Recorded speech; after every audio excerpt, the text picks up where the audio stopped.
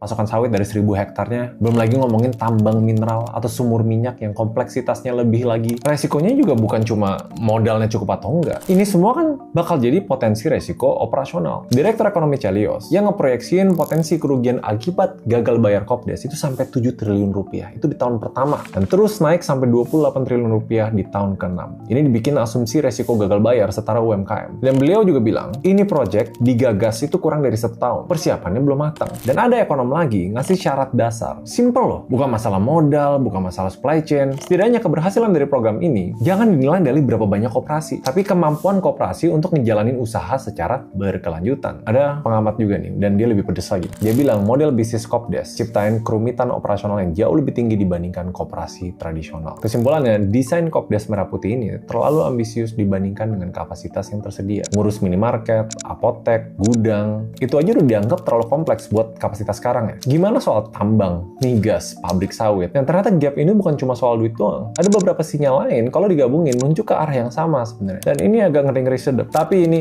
opini pribadi gua.